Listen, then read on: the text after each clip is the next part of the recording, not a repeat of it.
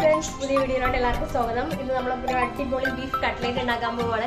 അപ്പോൾ കട്ട്ലേറ്റിനെ പറ്റി പറയുവാണെങ്കിൽ അറിയാം, ചെറിയ കുട്ടികൾ മുതൽ വലിയവർക്ക് വരെ ഫേവറേറ്റ് ആയിട്ടുള്ള ഒരു ഡിഷാണ്.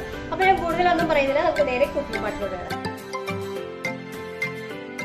നമ്മുടെ കട്ട്ലേറ്റിന് ആവശ്യമായിട്ടുള്ള ബീഫ് ഇവിടെ റെഡിയാക്കി വെച്ചിരിക്കുവാണ്. ഞാനിത് കുക്ക് ചെയ്ത് വെച്ചേക്കുവാണ്. പ്രഷർ കുക്കറിൽ നന്നായിട്ട് വേവിച്ചിട്ടുണ്ട്. അപ്പോൾ മഞ്ഞൾപ്പൊടി ഉപ്പിട്ട് വേവിച്ചപ്പോൾ അതിൽ നിന്ന് ഇറങ്ങി വന്ന വെള്ളം ഈ പാനിലിട്ട് നന്നായിട്ട് വറ്റിച്ചിട്ടാണ് നമ്മൾ ഈ ഒരു ഫോമിൽ എടുത്ത് വെച്ചിരിക്കുന്നത്. ഇത് 1 കിലോ ബീഫാണ് ഞാൻ എടുത്ത് വെച്ചിരിക്കുന്നത്. ഞാൻ പറഞ്ഞപ്പോൾ മഞ്ഞൾപ്പൊടിയും ഉപ്പും 1/4 ടേബിൾ സ്പൂൺ മഞ്ഞൾപ്പൊടി ഉപ്പിട്ടാണ് നമ്മൾ ഇത് വേവിച്ച് വെച്ചിരിക്കുന്നത്. അതേപോലെ ഉരുളക്കിഴങ്ങ് 1 കിലോ ഉരുളക്കിഴങ്ങ് ഞാൻ എടുത്തിട്ടുണ്ട്. നന്നായിട്ട് വേവിച്ചിട്ടുണ്ട്. വേവിച്ച് നന്നായിട്ട് സ്മാഷ് ചെയ്ത് വെച്ചിരിക്കുവാണ്.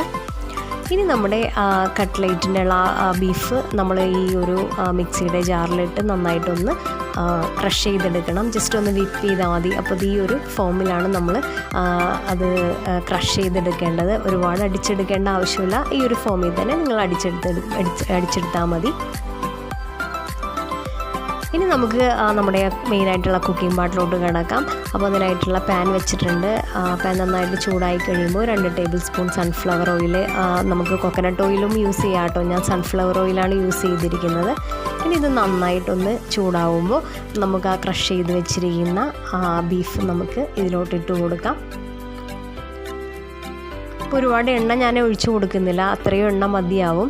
ഇനി ഇത് ആ ഒരു എണ്ണയിൽ നമ്മൾ നന്നായിട്ട് തന്നെ ഫ്രൈ ചെയ്തെടുക്കണം. ഞാനിത് 10-12 മിനിറ്റോളം നന്നായിട്ട് ഫ്രൈ ചെയ്തെടുത്തിട്ടുണ്ട്.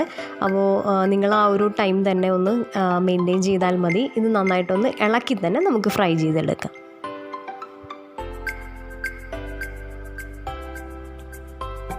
അപ്പോൾ അതേ ആ ഒരു ടൈം കഴിയുമ്പോൾ നമുക്ക് ഇങ്ങനത്തെ ഒരു ഫോമിൽ ആ ഒരു കിട്ടും. ഇനി നമുക്ക് അതിലോട്ട് 1 ടേബിൾ സ്പൂൺ വെളുത്തുള്ളി ആഡ് ചെയ്ത് കൊടുക്കാം. 1 ടേബിൾ സ്പൂൺ ഇഞ്ചിയും 1 ടേബിൾ സ്പൂൺ പച്ചമുളക് പൊടിയായിട്ട് അരിഞ്ഞത്. എല്ലാം പൊടിയായിട്ട് അരിഞ്ഞതാണ് നമ്മൾ ആഡ് ചെയ്ത് കൊടുക്കേണ്ടത്. ഇനി നന്നായിട്ട് നമുക്കിതൊന്ന് ഇളക്കി ചേർത്ത് കൊടുക്കാം. ഒന്നും തന്നെ വേവിക്കേണ്ട ആവശ്യമില്ല. നമ്മൾ ആ ഒരു കടിക്കും ആ ഒരു ബൈറ്റ് കിട്ടണം. അതുകൊണ്ട് തന്നെ ആ ഒരു ഫ്രൈ ആയാൽ മതി. 1 ടേബിൾ സ്പൂൺ വേപ്പിലയും കൂടി ഞാനിപ്പോൾ ആഡ് ചെയ്ത് കൊടുക്കുന്നുണ്ട്. അത് നല്ലൊരു ഫ്ലേവറിന് വേണ്ടിയാണ്. ഇനിയിപ്പോൾ വേപ്പില പോലെ തന്നെ നമുക്ക് മല്ലിയില ആഡ് ചെയ്ത് കൊടുക്കാം. അതും ഇത് ചെറുതായിട്ട് ആ ഒരു എണ്ണയിൽ ആ ബീഫിൻ്റെ ഒപ്പം നന്നായിട്ടൊന്ന് ഫ്രൈ ആയിട്ട് വരുന്ന സമയത്ത് ഞാൻ സവാള പൊടിയായിട്ട് അരിഞ്ഞു വെച്ചിരിക്കുന്ന 2 വലിയ സവാള പൊടിയായിട്ട് അരിഞ്ഞു വെച്ചിരിക്കുന്നതും കൂടി ആഡ് ചെയ്ത് കൊടുക്കുവാണ്. അതും ഒരുപാട് ഇനിയിപ്പോൾ ആ ഒരു ഫ്രൈ ആവേണ്ട ആവശ്യമില്ലല്ലോ. ചെറുതായിട്ടൊന്ന് നമുക്ക് ആ ഒരു ബൈറ്റ് കിട്ടണം. സവാളയുടെ ആയാലും പച്ചമുളകിൻ്റെ ആയാലും, അപ്പോഴാണ് കട്ട്ലേറ്റിൻ്റെ ആ ഒരു ടേസ്റ്റ് വരുന്നുണ്ട്. അതും നന്നായിട്ടൊന്ന് ഇളക്കി ചേർത്ത് കൊടുക്കാം. ഞാനപ്പോൾ വേവിച്ചപ്പോൾ കുറച്ച് ഉപ്പിട്ടിട്ടുണ്ടായി. അപ്പോൾ ചെറിയ ഒരു ഉപ്പിൻ്റെ കുറവുള്ളതുകൊണ്ട് കുറച്ചും കൂടി ആഡ് ചെയ്ത് കൊടുക്കുന്നുണ്ട്. നിങ്ങളും നോക്കുക, ആവശ്യമുണ്ടെങ്കിൽ മാത്രം ആഡ് ചെയ്ത് കൊടുക്കുക. ഇനി നമുക്ക് ഇതിലോട്ട് ആവശ്യത്തിനുള്ള മസാലപ്പൊടികളെല്ലാം ചേർക്കാം. ഇത് മല്ലിപ്പൊടിയാണ്. 1 ടേബിൾ സ്പൂണോളം മല്ലിപ്പൊടി ആഡ് ചെയ്ത് കൊടുക്കാം.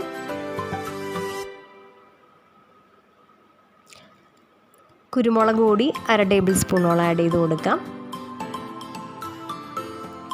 നമ്മൾ വീട്ടിൽ പൊടിച്ച മസാലപ്പൊടിയാണിത്. അതും 1 ടേബിൾ സ്പൂണോളം ആഡ് ചെയ്ത് കൊടുക്കുന്നുണ്ട്. അപ്പോൾ ഇതിൻ്റെ ആ ഒരു എരിവിൻ്റെ പാട്ട് വരുന്നത് പച്ചമുളകും കുരുമുളകിലാണ്. മുളക് പൊടി യൂസ് ചെയ്യുന്നില്ല. അപ്പോൾ അത് വേറൊരു ടേസ്റ്റായി പോവും. അപ്പോൾ ആ ഒരു കുരുമുളകിൻ്റെ ടേസ്റ്റാണ് ആ ഒരു കട്ട്ലേറ്റിൻ്റെ ഹൈലൈറ്റായിട്ട് നിൽക്കുന്നത്. ആ ഒരു പച്ചമുളക് കടിക്കുമ്പോഴും ഒരു പ്രത്യേക ടേസ്റ്റാണ്. ഇനി ഇതൊന്ന് ഇളക്കി കൂട്ടി ആ ഒരു ചെറുതായിട്ടൊന്ന് മൂത്ത് വരുന്ന ഒരവസ്ഥയുണ്ട് ആ ഒരു എണ്ണയിൽ. ആ സമയവും നമുക്കിതൊന്ന് ഓഫ് ചെയ്ത് വെച്ചിട്ട് ആറിക്കഴിയുമ്പോൾ നമ്മുടെ ഉരുളക്കിഴങ്ങ്, നമ്മൾ ആ വേവിച്ച് വെച്ചേക്കുന്ന ഉരുളക്കിഴങ്ങ് സ്മാഷ് ചെയ്ത് വെച്ചിരിക്കുവാണ്. എന്നാലും ചെറിയ ഒരു ഇതുണ്ടാവും. നമുക്കിപ്പോൾ ഇളക്കി ചേർത്ത് കൊടുക്കാം. അതും കൂടി ആഡ് ചെയ്ത് കൊടുക്കുവാണ്. ഇത് ഞാൻ 1 കിലോ തന്നെ എടുത്തിട്ടുണ്ട് കേട്ടോ. കാരണം ആ ഒരു നന്നായിട്ട് ഫ്രൈ ചെയ്തിരിക്കുന്ന ബീഫാണ്. അതിനെ സ്മൂത്ത് ആക്കാൻ വേണ്ടി ഇത്രയും തന്നെ ഉരുളക്കിഴങ്ങ് നമ്മൾ ആഡ് ചെയ്ത് കൊടുക്കേണ്ടി വരും. ഇനി അത് നന്നായിട്ടൊന്ന് ഇളക്കി കൂട്ടി കൊടുക്കുക. അപ്പോൾ സ്പൂൺ ഉപയോഗിക്കുന്നതിനേക്കാളും കൂടുതൽ നമ്മൾ കൈവച്ച് നന്നായിട്ടൊന്ന് ചേർത്ത് കൊടുക്കുകയാണെങ്കിൽ എല്ലാ ഫ്ലേവറും ഇറങ്ങുകയും ചെയ്യും. അങ്ങനത്തെ ആ ഒരു നമ്മൾ നന്നായിട്ട് മിക്സ് ചെയ്ത് ഉള്ള ഒരു കട്ട്ലേറ്റിൻ്റെ ഒരു പ്രത്യേക ഒരു ടേസ്റ്റും ആയിരിക്കുള്ളൂ.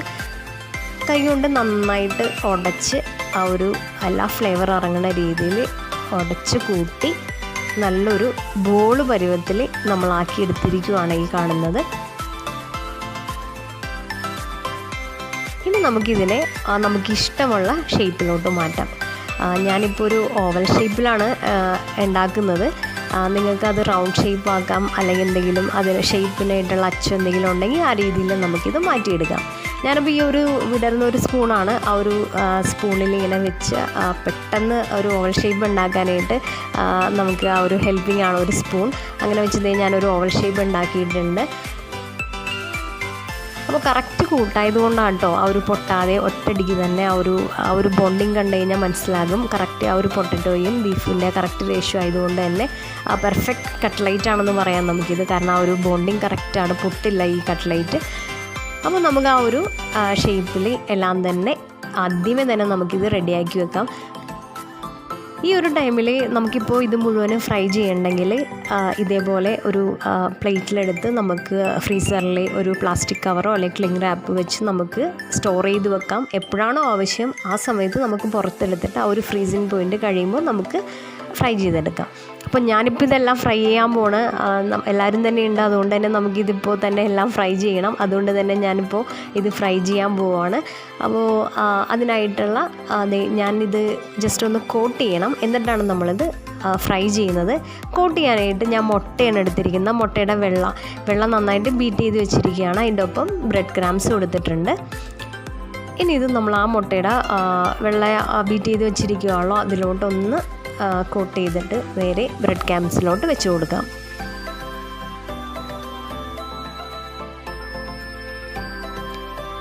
അപ്പോൾ നമുക്കിപ്പോൾ ഫ്രൈ ചെയ്യാൻ ഞാനിപ്പോൾ ആദ്യം ഒരു 3 ഇട്ട് നോക്കാൻ പോവുകയാണ്. അപ്പോൾ ആ ഒരു 3 കോട്ട് ചെയ്ത് ബ്രെഡ് ക്രാംസിലിട്ട് ഷേപ്പാക്കി നമുക്ക് ഓയിലോട്ട് ഇട്ട് കൊടുക്കാം. അപ്പോൾ ഓയിൽ ഓൾറെഡി ഞാനവിടെ ചൂടാക്കാനായിട്ട് വെച്ചിട്ടുണ്ട്.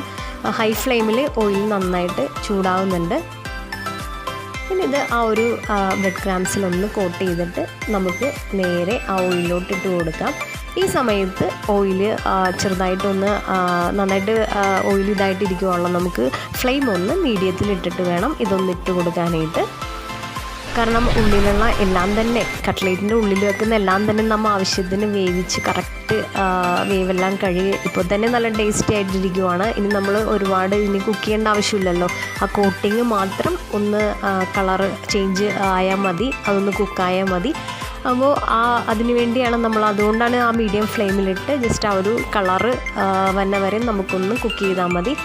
2 മിനിറ്റ് കൂടുതൽ ഒട്ടും തന്നെ ഇടേണ്ട ആവശ്യമില്ല, അത്ര തന്നെ വേണമെന്നില്ല. നോക്കുക, 1 to 2 മിനിറ്റ്സ് മതിയാവും.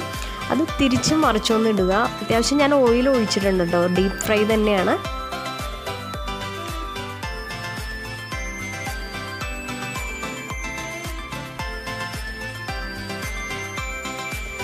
അപ്പോൾ കളറ് നോക്കുക, ആ കളറ് ഓരോ സൈഡ് കളർ ചേഞ്ച് ചെയ്യുമ്പോൾ മാറ്റി കൊടുക്കുക. അപ്പോൾ ആ ഒരു കറക്റ്റ് കളറ് വന്നിട്ടുണ്ട്. ഞാനത് സെർവിങ് പ്ലേറ്റിലോട്ട് മാറ്റുവാണ്. കണ്ട ആ ഒരു ലൈറ്റ് ബ്രൗൺ കളറ് ആ ടൈമിൽ തന്നെ മാറ്റുവാണ്. ഇതിൻ്റെ ഒരു ചെറിയൊരു കളർ ചേഞ്ചസും കൂടി ഇനി നമ്മൾ ആ പ്ലേറ്റിലോട്ട് മാറ്റി കഴിയുമ്പോൾ വരും. അപ്പോൾ ഒരുപാട് ഡാർക്ക് കളറാക്കാൻ വേണ്ടി വെയിറ്റ് ചെയ്യേണ്ട. അപ്പോൾ നമ്മൾ എടുത്തു വെച്ചിരിക്കുന്ന ഷേപ്പാക്കി വെച്ചിരിക്കുന്ന എല്ലാ കട്ട്ലേറ്റും തന്നെ ഇതേപോലെ നമുക്ക് ഫ്രൈ ചെയ്ത് മാറ്റാം. അപ്പോൾ ഇന്നൊരു സൺഡേ ഇതുകൊണ്ടും വീട്ടിലെല്ലാ കസിൻസും വന്നതുകൊണ്ടുമാണ് ഞാനിന്ന് ബീഫ് കട്ട്ലേറ്റ് ഉണ്ടാക്കാമെന്ന് വിചാരിച്ചത്. അപ്പോൾ എല്ലാവരും തന്നെ ഞങ്ങളിപ്പോൾ വൈകിട്ട് ഒരു സ്നാക്സ് ആയിട്ടാണ് ബീഫ് കട്ട്ലേറ്റ് എടുക്കുന്നത്. അപ്പോൾ എല്ലാവരും ആ ഒരു റെസിപ്പി ഒന്ന് ട്രൈ ചെയ്ത് നോക്കുക. നമുക്കിത് സെർവ് ചെയ്യാം. അപ്പോൾ നമ്മുടെ കട്ട്ലേറ്റ് ഇവിടെ റെഡി ആയിട്ടിരിക്കുകയാണ്. അപ്പം നമുക്കിതൊന്ന് സെർവ് ചെയ്യാം. അപ്പോൾ നമ്മുടെ ഫാമിലി മെമ്പേഴ്സൊക്കെ ഇവിടെ റെഡി ആയിട്ടിരിക്കുകയാണ്. അപ്പോൾ എപ്പോഴും പറയുന്ന പോലെ നമ്മുടെ വീഡിയോ എല്ലാവരും ലൈക്ക് ചെയ്യുക, ഷെയർ ചെയ്യുക, സബ്സ്ക്രൈബ് ചെയ്യുക. അപ്പോൾ അടുത്തുള്ള ഒരു ബെൽ ബട്ടൺ എനേബിൾ ചെയ്യുന്നത് നമ്മുടെ പുതിയ വീഡിയോസ് എല്ലാം നിങ്ങൾക്ക് നോട്ടിഫിക്കേഷൻ ആയിട്ട് ലഭിക്കുന്നതായിരിക്കും. അപ്പോൾ ഒരു നമ്മുടെ സെർവിങ് നമ്മുടെ ഒരു ഡിഷിലോട്ട് കിടക്കുവാണ്. അപ്പോൾ